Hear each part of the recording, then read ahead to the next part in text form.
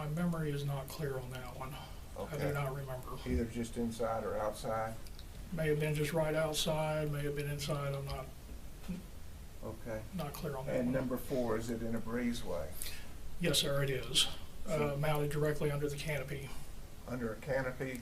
There's a walkway canopy that runs all the way down here. So there was one mounted, I believe that is correct there and there. Okay. And so underneath the canopy, that's open air, but it has a roof to keep the rain off people if they're using that, is that correct? Yes, sir. So we have cameras 1, 2, 3, 4. We have an event at the south end of Robb Elementary. Were there any cameras there? No, sir. Okay, and that's not by design, that's just where they ended up. Just how it ended up. Thank you.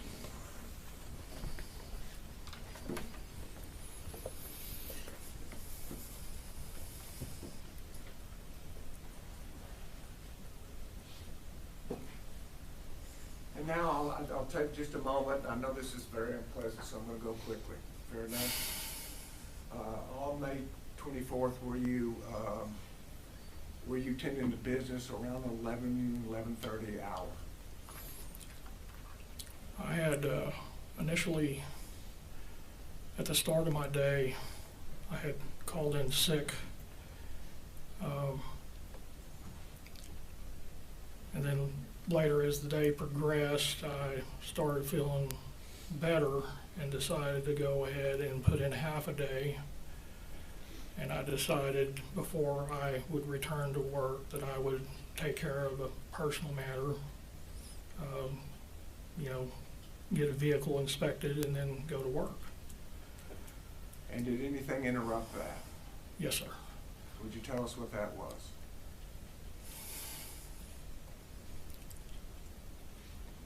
I remember I had made it to the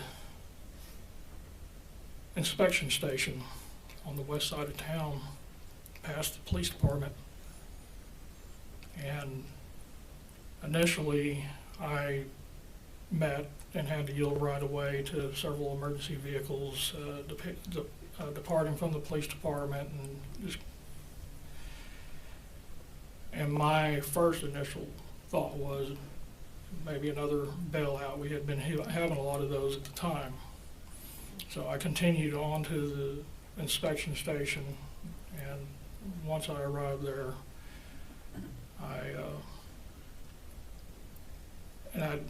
one of my radios that I usually would carry to work with me, I had with me, but I had not turned it on yet. And I still kept hearing all the sirens, and this is just way more than another bailout. So I turned my radio on subsequent to that, and then I realized that we had a serious problem. And just to shorten this, from there, did you go to your office and watch the events as they unfolded on Channel 2 of Robb Elementary? Yes, sir, I did. And were the cameras working appropriately at that time, Yes, sir. recording the events? Yes, sir. And was that video recovered by law enforcement? Yes, sir, it was. When was that? It was fairly quickly after the breach, and everything had been neutral, towards the end of it. Then they started calling for certain district personnel to arrive to the campus. That was Kenneth Miller was one of the ones requested to respond directly to the campus. And then fairly quickly after law enforcement met with him, they inquired from him who is the point of contact for the video surveillance systems for the school district. He informed them that was me.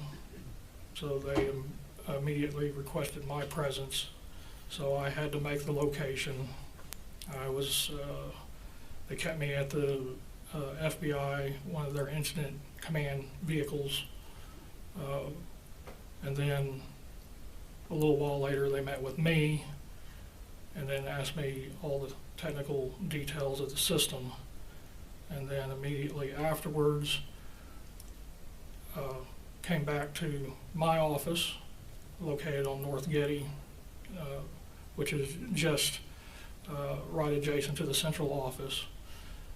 And they oversaw the whole process By process, what are you saying? of transferring through the network to their provided storage media. So straight off the network video recorder directly into their storage media, which that process took till about 3 in the morning to complete and verify the integrity of it. And you transferred the actual video, the accuracy of which you observed that day to law enforcement without making any changes in it? Yes, sir. Or being transferred? Judge, we don't have any objection to these videos, we'll stipulate to their admissibility. We'll pass the witness then. All right, that's. Okay, do we have a number? I was gonna offer it after they were through, but we can do it now. The state office exhibits 14 and 15, exhibit 14 being the hallway video, exhibit 15 being channel 4. Okay, they've indicated they have no objections, so they'll be admitted. Mr. Craven, my name's Jason Goss. I just want to say sorry that you and everybody involved went through this, families, everybody. And so I appreciate that you got the video, and you did what you had to do to document the evidence and what that monster did to those kids. That's No further questions? All right, is he excused? Yes, Your Honor. All right, sir, you've been excused, not subject to recall. That means you're released from the subpoena, but the rule was invoked, and I'd like for you not to talk about the case until you hear the trial's over with. Yes, sir. Thank you very much. Next witness.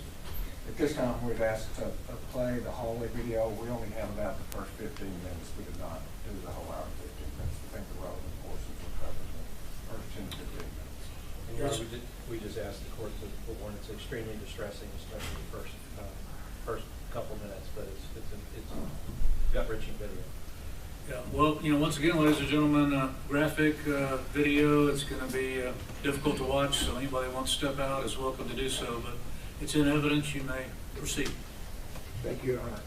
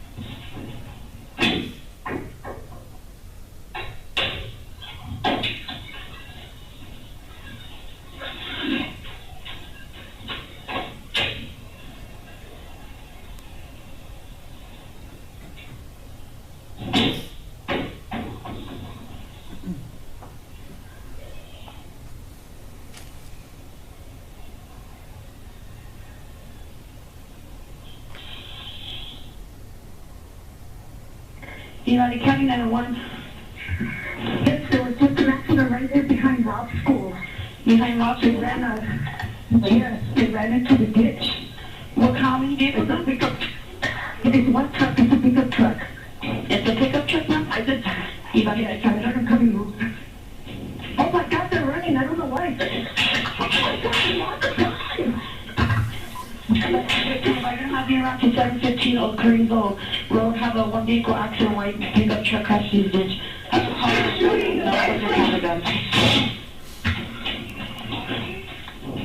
Ma'am. Hello? Okay, ma'am, how many people running? 3 people running?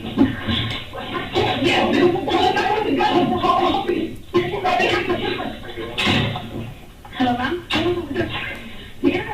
Okay, ma'am, what is your name? Amy?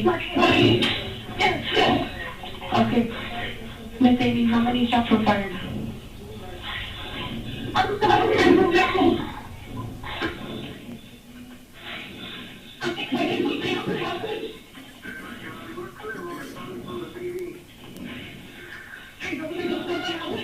Okay, ma'am, he's on campus.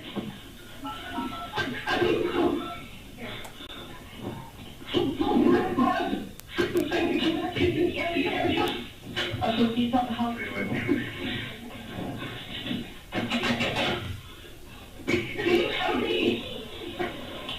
Miss Amy, can you give me a description of the man with the gun? Okay, can you remember what he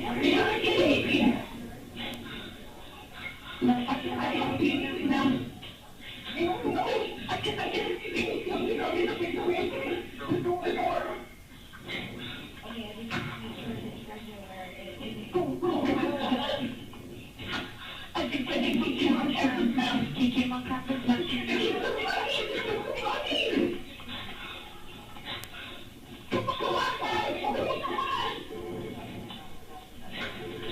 Okay, that's it.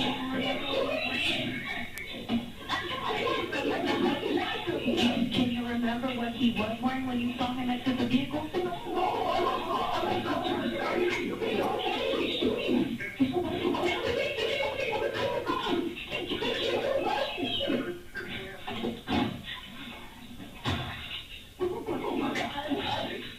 Where was he running towards? You think he ran into the school?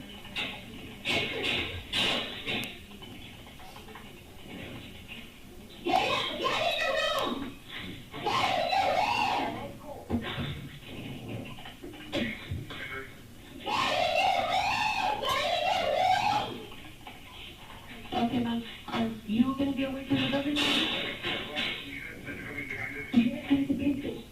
Okay, now where are you going to get? Okay, ma'am.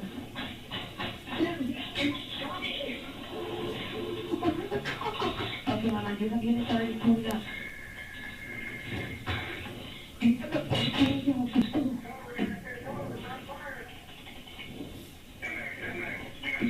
Okay, now can you talk? Units are already called.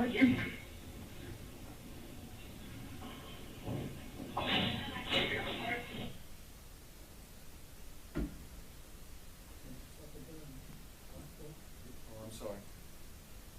I'd just like the record to reflect 11:33 on the timer of the video at that point. All right. Yes, Your Honor, I think this is the entrance of the shooter.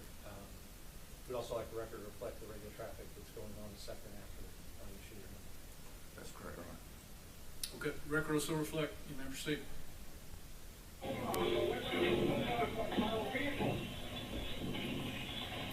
So can you see me now?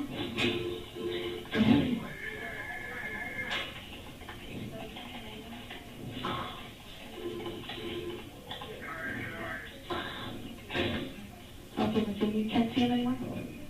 Oh, I can't.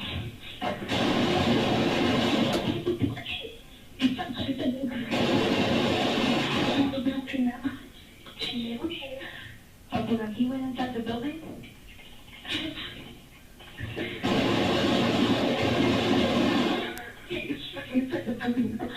Okay, ma'am.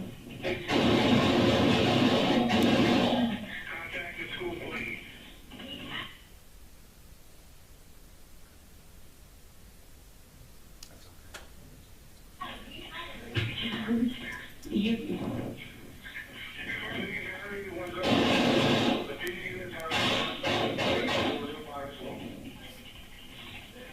Okay, ma'am, we do have the officers on scene, okay?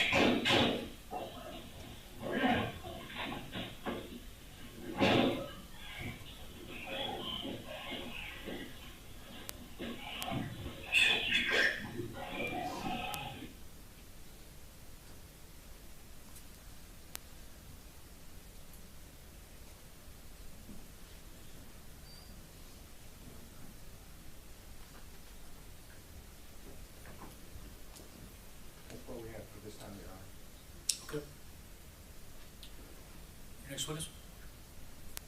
Arnulfo Reyes.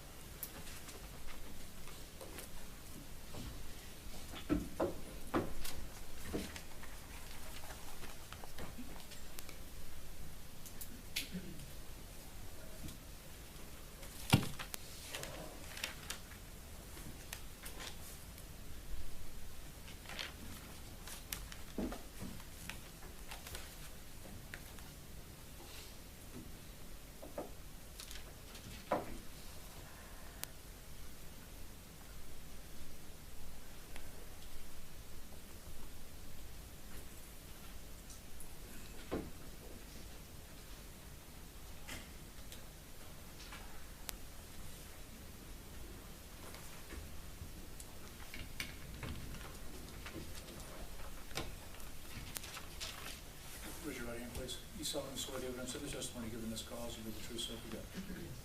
You lower your hand, and witness stands right over here, sir. Just have a seat, make yourself comfortable. Adjust the microphone. Speak up, sir. Everyone can hear you, please. Would you tell us your name? My name is Arnulfo Reyes. And what do you do for a living, sir? I was a teacher. You were a teacher? Yes. Are you now? No. And when was the last day that you taught? May 24th of 2022. And where did you teach? At Robb Elementary. And is that in Uvalde, Uvalde County, Texas? Yes, sir. Who did you teach? In general terms, what grade level? It was a self-contained fourth grade classroom. A self-contained fourth grade classroom? What does that mean? That means that I taught all subjects: math, reading, social studies, science. You taught all of the classes? All subjects, yes. Okay. And what age group did you teach? throughout my whole career, or just Just this year, May 24, 2020? it was fourth grade. And how old are those youngsters? They're 9 at the beginning of the year, and then some turned 10. Okay. How long had you been a teacher before this day? 17 years. Okay. And was your room was what number? Room 111. And was it adjoining another room? Yes, it was joined to another room. Yes. And what room did it adjoin? 112. And were there teachers in that room also? Yes. And who were those teachers? Those teachers were Irma Garcia and Eva Mireles. Okay.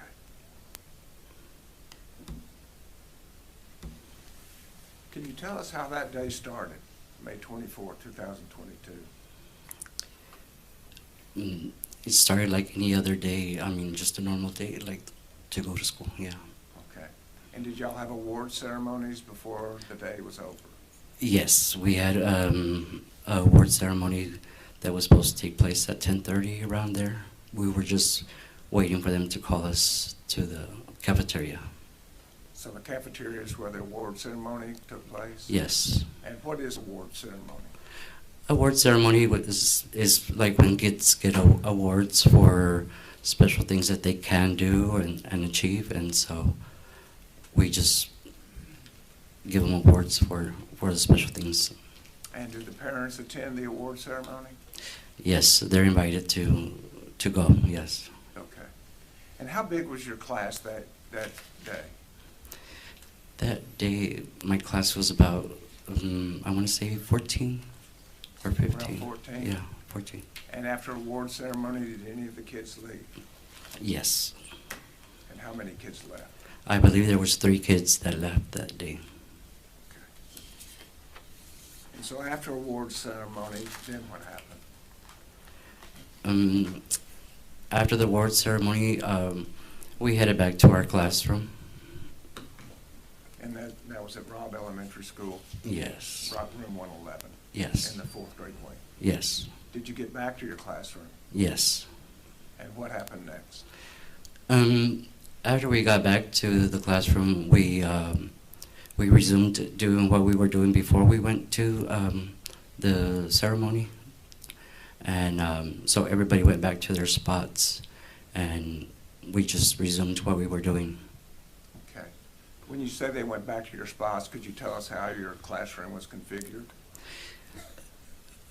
Well, we were watching a movie, so like most of the desks were gathered together, kind of in the, I would say in the middle of the classroom, and they were, the kids were on the other side of that, and they were watching the movie on the big TV that we have. And were the lights on or off because of the movie? They were off. They were off? Yes. And what were you doing during this time? I was behind my desk and entering grades into the computer and doing things that need to be done before the year's over. And where was your desk in the room? It was in a corner. It's in a corner by a long table. By long tables? Yeah. Okay. We've seen photographs of room 111. Mm-hmm. Was it the corner where the doorway was?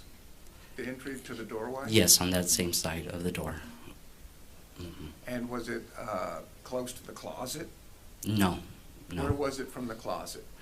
Diagonally across from. Diagonal across to the opposite corner. Yes. That's where your desk was? Yes. And that's where you were sitting? Yes. And then what happened? We were there, you know, I was doing my thing and the kids were watching the movie, and I heard a noise, but it was kind of far, but it was still loud. And then... Did you recognize the noise? No, I didn't. What it assumed to, I assumed that it sounded like books when you bang them on the floor, and that's what it sounded like. But it was kind of far. And how many times did you hear that sound? I would say maybe like 5, 6 times or around there. And as I heard it, it kept on getting closer and closer, but it still seemed distant anyways, but yeah. And did it ring a bell to you as to what that may be? No. Mm-mm. So then what happened? So then, I kept on going and doing my thing, and the kids kept on doing their thing, and it was quiet. And then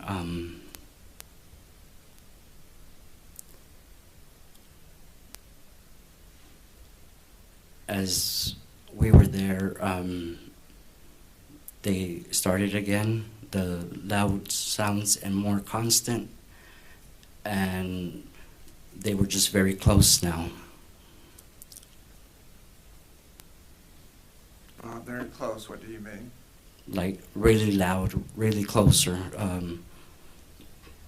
They sounded closer to where we were at. And did that change your mind about it being books? Yeah, it took me a while to process that, just because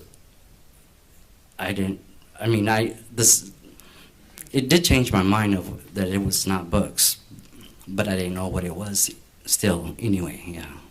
Okay. So then what happened? The sounds got louder, like I said, and I was still sitting there behind my desk and trying to comprehend what was going on. And then, for some reason, I looked at the wall that's across from me, which would be facing room 112. And then there was just a lot more. And then I saw like pieces of the wall, or some objects falling. Not too sure if it was sheetrock or what it was, but something was falling off the wall. And at that same time, I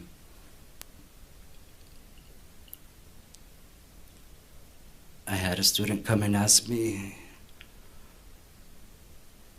what's going on? And what did you say?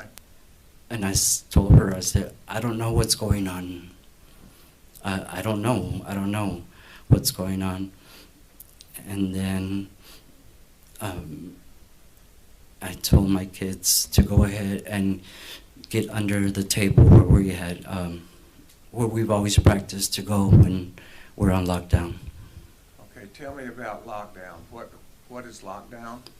Lockdown is when we turn the lights off in the room and make sure that the door's locked and hide out of the view of anybody. And is there a specific place that the children are told to hide? Yes, we have a long table that would be like on this side, and so they would hide under that long table. And had y'all trained on that? Yes, always. And so when you told the children it was a lockdown hide, what did they do? They all went under that table. And was this loud banging going on at that time? Yes. So when the students were going under the table, and I got off from my desk area and was going around to hide from view, that is when I looked at my door, and that's where I saw him. What did you see? A black shadow. And what was the black shadow doing? The black shadow was holding a gun, and I know that he was holding a gun because I just saw the fire come out of the gun. And were you sitting or standing at the time? Standing. And what did you do? Well, he shot at me. He hit me in my arm. Can you show us where he hit you? He hit right here. Okay. So he hit me on my arm, and that's when I fell to the ground. And then after I fell to the ground, he came around and he shot the kids.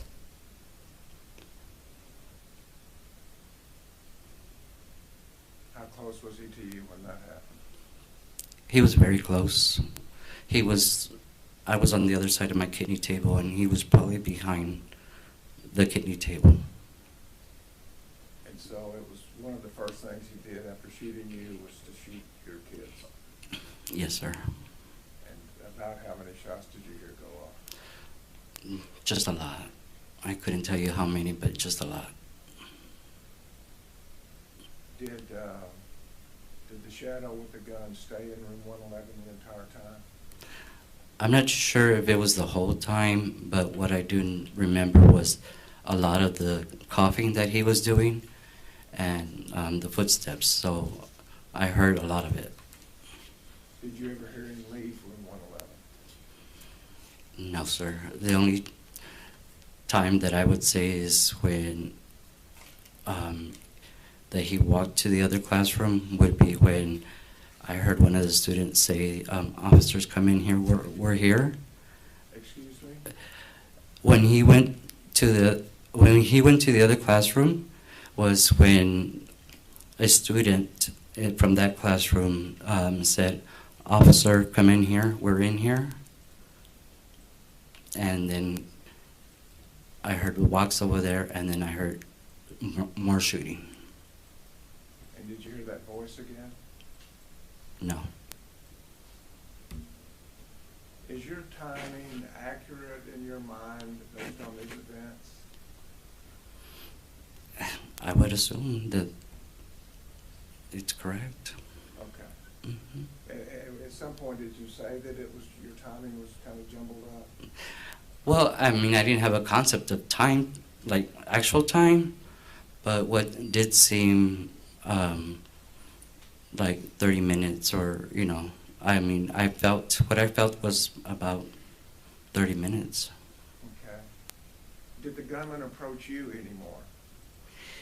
He did approach me again. That's when he came and he tried to taunt me. He got some of my blood and splashed it on my face.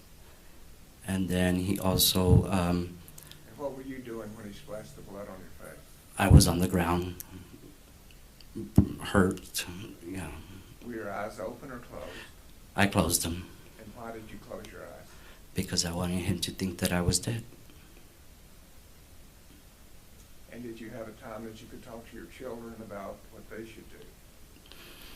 Just at the beginning, I had told them to close their eyes because I didn't want them to see if something bad was going to happen. And so as your eyes were closed and you were being taunted, did anything happen at that time? No, not that I recall. Okay. My phone was ringing on my back. The injury to your arm, was that the only injury that you received? No. Okay. Well, tell us about that. How did that happen? This one or the other one? The other injury? Have you told us about the arm injury? Is there anything else about that I needed to ask? I don't think so. I mean, this happened at the beginning, but when he came back and after he taunted me and did all of that stuff, later on he did come back and he shot me on the back. He shot you in the back? Mm-hmm.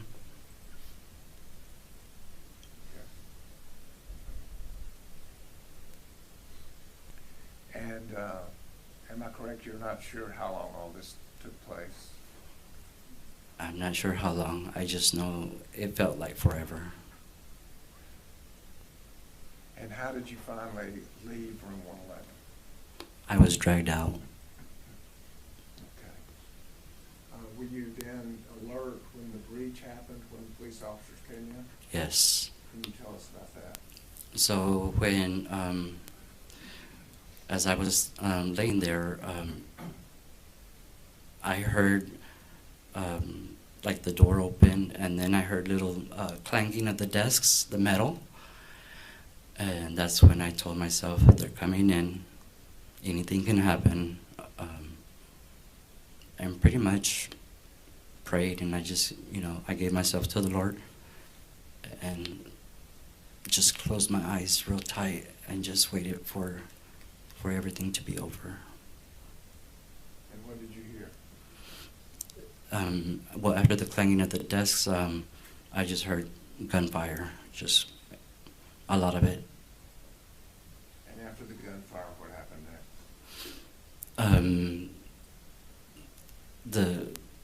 What I assumed was a border patrol, because I think I read it somewhere on his clothing. He had said, "Get up if you can get up, or talk if you can talk." And that's when I spoke and I said, "I'm here. I'm alive." And after you spoke and said you're here, you're alive, what happened? He turned me over on my back, and he got me from the pant leg of my pants, and he dragged me out of my classroom. And where did you go? I ended up in the hallway, like next to the kids' bathroom, and that's where I was with the first EMT that started a tourniquet on me. So all the way down to the north T section and then toward the east door? Yes. That's where they worked on you? Yes.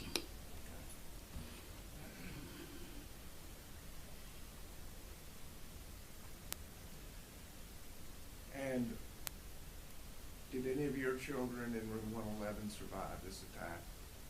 No, sir. And in room 112, are you familiar with those children also? Some of them, yes. Mm-hmm. And have you kept a picture of them on your fence outside your home since then? Yes, sir. And did we ask you if you could identify each of these children so we could have a name attached to each of the paragraphs in the indictment? Yes. And are you able to? Yes.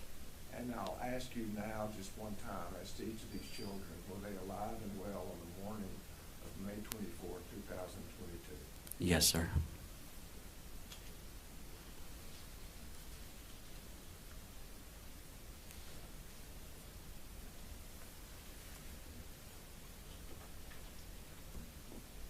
The state offers State's Exhibit 884 through 914.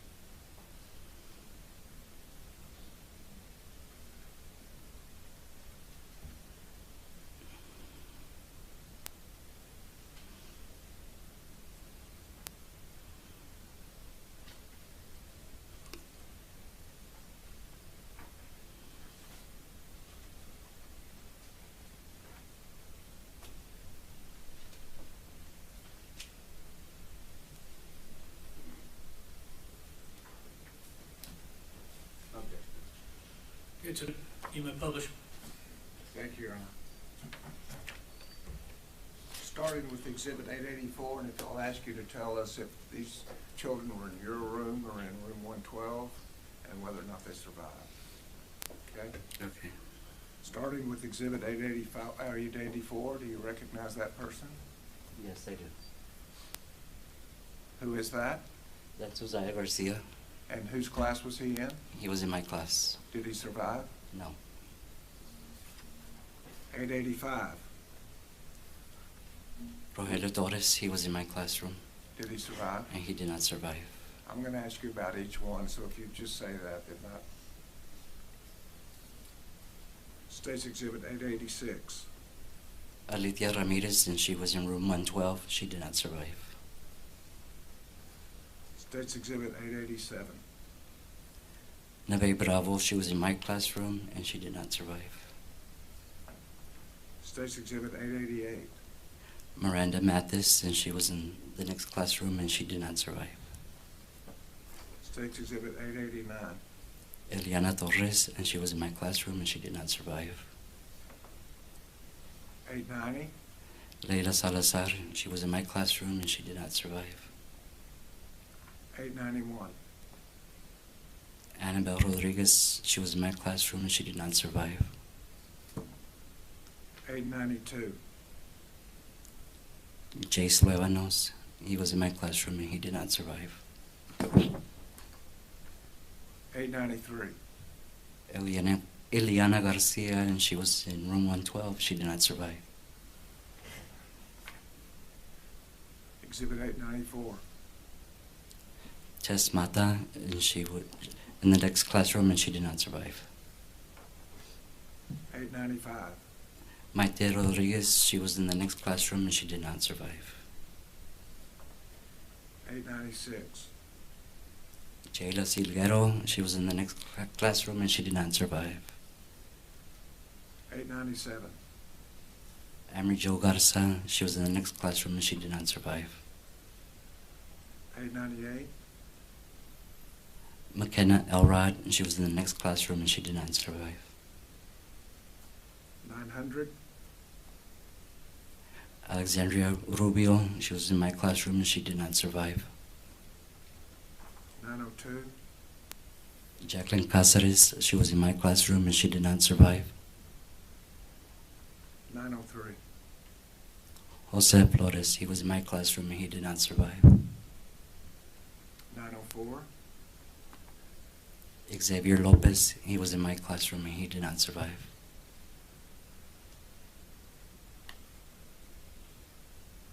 'Now I'd like to move to Exhibit 905.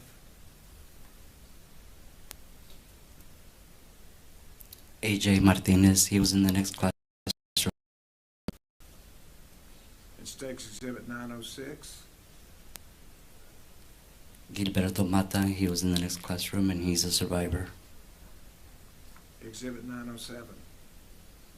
Jordan Olivares was in the next classroom and he's a survivor. Exhibit 908. Kendall Olivares, she was in the next room and she's a survivor. 909. Maya Zamora, she was in the next classroom and she's a survivor. 910. Mia Cerrillo, she was in the next classroom and she's a survivor. 911. Noah Orona, he was in the next classroom and he's a survivor. 912. Samuel Salinas, he was in the next classroom and he's a survivor. 913. Jaden Carizales in the next classroom and he was a survivor. And 914. Chloe Menen Torres, the next classroom and she's a survivor. And when you say next classroom, in each of those situations were you speaking of classroom 112? Yes, sir. Room 112, yes. Procedures. Please. Mr. Reyes, my name is Nico Madrid. I'm one of the lawyers that represents Adrián Gonzales. You've never testified before? No. You've interviewed before but not testified, right? Yes. Okay. Well, I'm going to ask you questions, and there's no guideline on how to ask questions about pure evil, but I'm going to try, okay? And it's not evil that you committed, and it's not evil that Adrián committed, but I have to ask you questions about that incident, okay? And so if you need to stop me or we go as slow as you want to, but I need your permission because I have to ask you specific questions, okay? Okay. I mean, the jury's already given us permission, but I want to be respectful to you too, okay? Yes. Okay. We're going to kind of compartmentalize it. I know the government went over what happened that day and broke it down. And we've all seen the heart-wrenching video. I want to start with lockdowns, like what lockdowns meant to you, to the school, to the community. You would agree that lockdowns were usually tied to bailouts, right? Yes. And the jury's heard about it, but you're an individual witness, and so bailouts dealt with someone who allegedly was here illegally and they're trying to evade capture of police, and they will bail out, that's where the term comes from, their vehicle, to get away from police. Yes. You would agree that the lockdowns in your community were not focused on active shooters? They weren't focused focused Yeah, on shooters. The lockdowns were mainly correlated to bailouts, not active shooters, is my point. No, I think it applies to all. Like it applies to bailouts and active shooters. The training does, yes, sir. But I'm Yes. just talking about the perception in the community it's associated to bailouts, is my point. I would say so. Yes. Hmm. And so the lockdown rules, I believe you testified, and this is how you were trained: lights off, get under the table and hide, right? Yes. But there's another critical point of the protocol, right? Of the lockdown? Yes. To make sure that we're out of view and make sure that the doors are locked. Yeah, and that's the part I wanted to focus on. Okay. Because the safety aspect of a lockdown procedure is the locks on the door, right? Yes.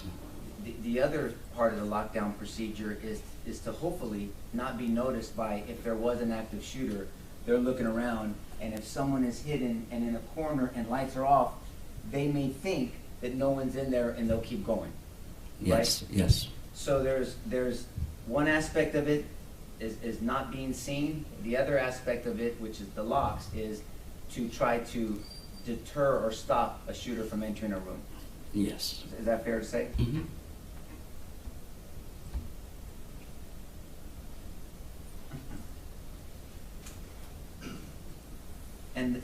And the school had rules on locks, correct?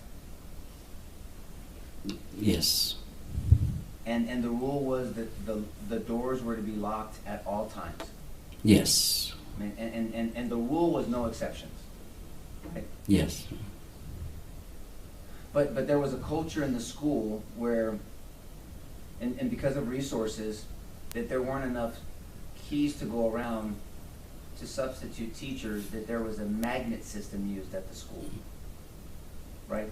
That depended on the teacher, I guess. Yeah. But it was known, right? It was known that magnets were used to wedge in between the door and the frame so it would not click, and then someone wouldn't have to get up every time to open the door with a key, right? Yes. And this is not your decision, but it's not like other schools that have like a key fob where they can just click it and then put it back in easy access, and it can lock easily as well, right? Yes. Teachers actually had a key. Yes. And so it wasn't an official system supported by the administration, but it was a system that many, many teachers used, that magnet system, right? I've seen it not only in our district, but I've seen it in other districts as well. Yes, sir. And that's what I mean. This was more of a culture of the whole school district, that for whatever reason these magnets were used, right? Yes.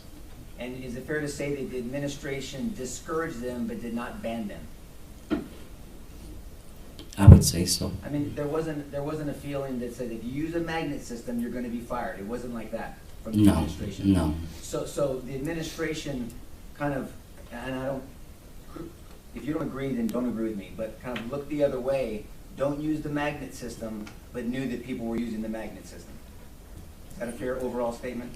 I mean, I would assume that she knew. Well, you're talking about Ms. Gutierrez, the principal, but I'm just talking about the whole district, right? Yeah, I guess, yeah. Because your words were the magnets were used in other schools that you know of, right? Correct? Yes. And then also, not only, those are for the indoor locks, but the external locks, the external doors were supposed to be locked at all times, correct? Yes. And you know now that the external door was not locked, right? Yes, now I know. But the east door was always left unlocked, correct? The one near the library? Yes. And the reason why is because kids would go so much that they just left that one, that was knowingly left unlocked. I think they were left open due to rotations, going to PE, going to computer lab, going to other places, yes. And if I can direct your attention back to your room,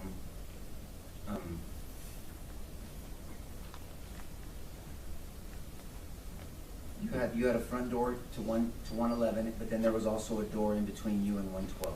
Yes. And both those doors had the ability to be locked, right? Yes. And do you know now that both doors were not locked? No. No, you don't know, or no, they weren't locked? I didn't know that they were both unlocked. And I'm not being disrespectful, okay? Whose responsibility is it in room 111 to make sure those doors are locked? That would be my responsibility. And so, and the reason why you had left doors unlocked in the past is because your room had printers in them, correct? I had what we call like a community printer. Yes, sir. And not necessarily leave the door unlocked. Sometimes it just didn't latch. Well, that's a different issue, right? So Yeah. there's we'll talk about the latching issue in a second, and you reporting that to the school. But on the community printer, there was actually people would come into your classroom 2 to 3 times a day. You've said before, Mm-hmm. and would use the printer, and so you would leave it unlocked at times. Yes. But at times you had a student, I think it was Rogelio, that Yes. you had appointed. So whenever you did leave it unlocked, he would get up to open the door for the printing and when someone needed to come in. Yes. But at other times you would leave it unlocked just because it was a distraction, I think, an inconvenience, I believe you said in the past? Yeah, it was sometimes an inconvenience, but I mean, I wouldn't leave it open all the time. Unlocked all the time, I mean. I understand. But on this day, the doors between 111 and 112 were unlocked, right? I believe that one was unlocked just because Miss Mireles, who was the special ed teacher on that side, she always came in through there to get something printed. So yeah. But the rule still said that the doors had to be locked, right? Yeah, I guess, yeah.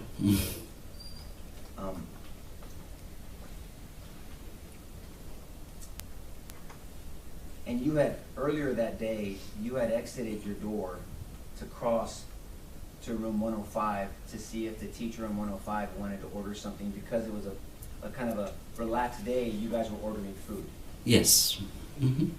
And so at some point, we can play later for the jury, but you've seen that you leave your classroom from 111 and you cross the hall to 105, and then at some point you come back to your room. Yes. And have you seen the video of you doing that? Yes. And did you recognize that it looked like the door, just you opened it right away, it wasn't locked? No, I mean, not that I opened it right away. Okay. But you don't recall using your key, and you couldn't say whether you had locked the door or not, right? The only reason that I know that I don't know for sure if I locked my door or not was because I still had my keys on my arm when I ended up in the hospital and all that.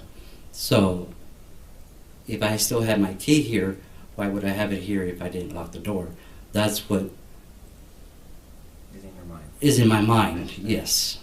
Are you aware now, today, that the Rangers came to a conclusion that the door was not locked? Yeah. Mm-hmm. And so that was a factual, objective determination that an independent investigator made, right? Yes. Okay. Now I do want to talk about the malfunctioning, because your door, although it was able to be locked, sometimes the catch would get stuck in the door, right? Yes. And you'd have to kind of either shake it or jimmy it, and then it would click when you would shut the door. Yes.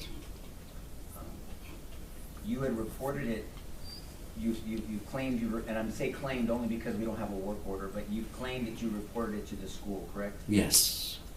And I believe you have said that you reported it to the principal and to the secretary. Is that true? Yes. But there's not an official work order. We cannot, the government or us, we can't get our hands on a work order where you're requesting for them to fix that malfunction, right? Yes, but I think that the school police department should have a record of that. If they did walkthroughs, how come they didn't report it? Okay, well, you're asking a question, and I can try to answer that. Mm-hmm. You guys didn't have a police officer assigned to your school, right? No, but they did walkthroughs. Well, we'll go one thing at a time. Okay. You didn't have a police officer assigned to your school, right? No. So the high school had a police officer full-time, but unfortunately, your school did not have a police officer full-time, right? No. And the walkthrough by whomever, whichever PD did it, it was to make sure doors were locked, right? Yes. And is it safe to say there was a culture of warning teachers when that police officer, whoever it was, would check on the doors so then to remove the magnets? You remember that? No. Like teachers wouldn't tell other teachers that the police officer is there to remove the magnet? No. Okay. So now I wanna direct your attention back to a little bit to before the incident happened. I think you testified that you thought you heard books dropping on the floor, Yes. but it was far but loud, correct? Yes. And then it got closer, Yes. and then at some point you said that you saw sheetrock chipping off of the walls.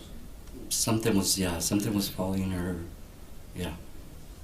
Can you, because maybe I'm not clear, can you, Judge, may I stand up, please? Yes.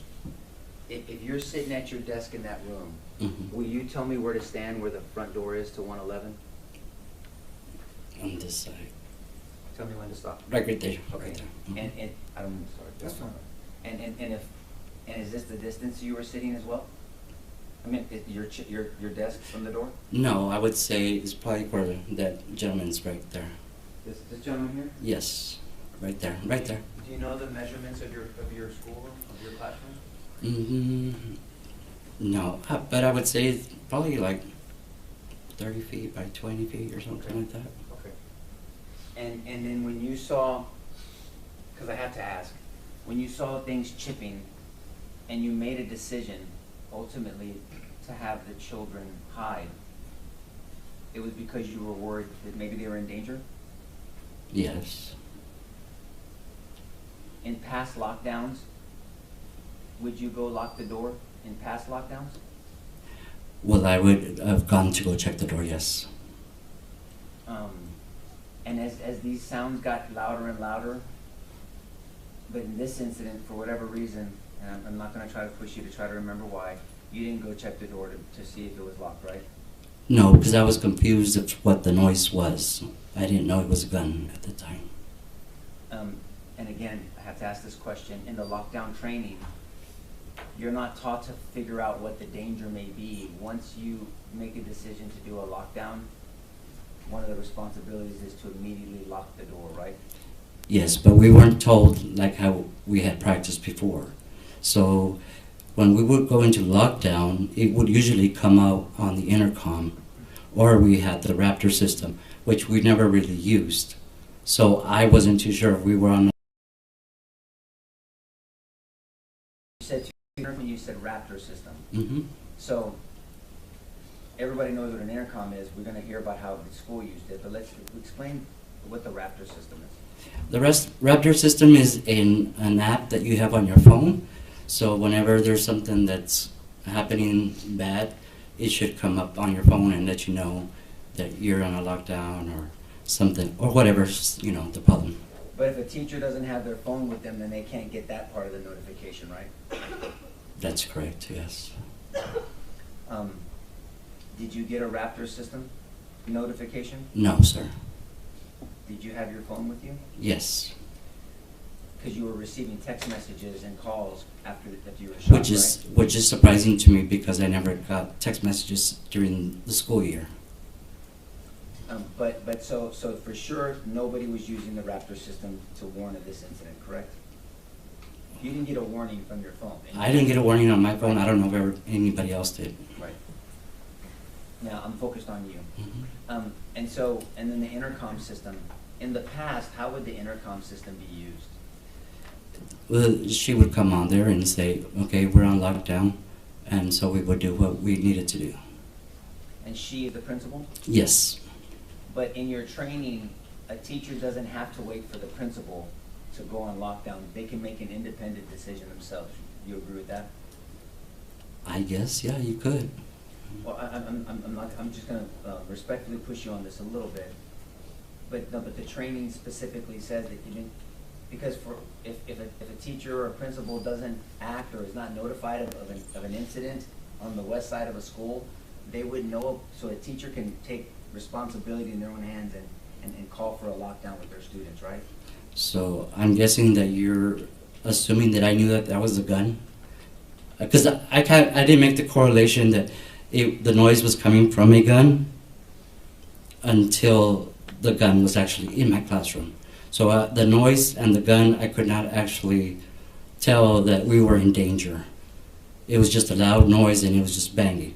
So if you're... I'm trying not to assume anything, that's why I'm asking questions, okay? Okay. And I'm really not trying to blame you or do anything disrespectful, I just have to ask these questions, okay? Okay. At some point, because we saw in the video, Amy Marin was yelling with another teacher down the hall, Mm-hmm. correct? Mm-hmm. And you have to say yes, just because Yes. she's typing down. I'm sorry. It's okay, it's just for the court reporter. And you did not hear Amy yelling? I did not hear Amy yell, no. Did the teachers in 112, what were they doing during this time? I'm not sure. I think that they were watching a movie as well. But at some point, you have stated that they were trying to lock their door. You believe that they were locking their door. I never stated that. Have you ever spoken before to grand jury? Yes.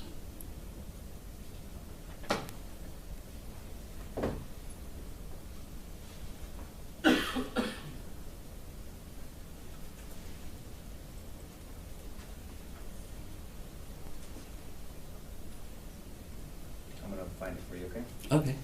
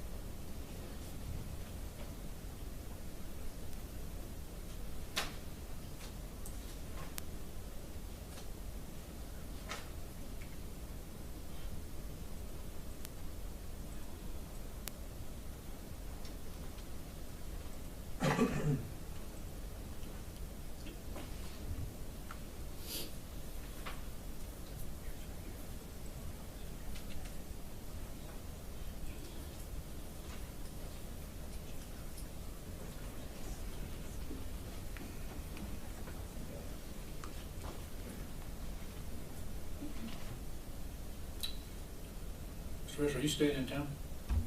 You staying in town? Yes. Okay. Tell you what, folks, we're gonna go, if he's not trying to drive back to Uvalde tonight, we're gonna go ahead and break for, Judge, can I just make this last point before we take a break? I found it. if you found it. Yeah, I did, Judge. Sorry about Okay. that. I had written down the wrong number. And during the grand jury, you were under oath like you are today? Yes. And you answered questions honestly, may I approach? Yeah.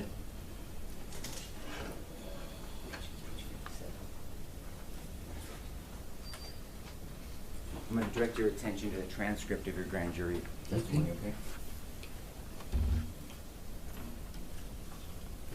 Can you read line 13 to 17 to yourself, sir?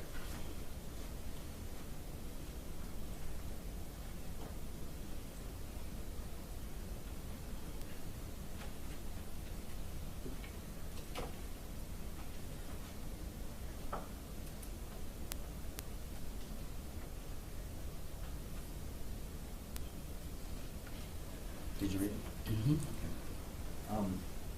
So as I said again, you testified before, because you were asked a question, did either of the teachers in room 112 come to your room and say, hey, I just got the Raptor? Your answer, no. Lock your door? I believe they were trying to lock their door. Do you remember saying that now? Yes. Okay. And so you said before that you believed that the teachers in 112 were trying to lock their door, right? I believe that's what I had seen, or I was told from other teachers, yes. Well, that's not what you said in this testimony. You said you believed it because they were right next to you, that they were locking their door, correct? Mm-hmm. I believe that's what they were doing. I didn't know if you wanted to stop now, Judge. I was going to keep going. Okay, ladies and gentlemen, we're gonna go ahead and break for the evening. We'll start at 9 o'clock tomorrow. Very important, you remember my instructions concerning any publicity, media, etc. Don't talk to anybody about the case. Don't let anybody talk to you. Mr. Race, I need to give you some instructions, so if you'll stay with us momentarily. But let everyone rise for the jury.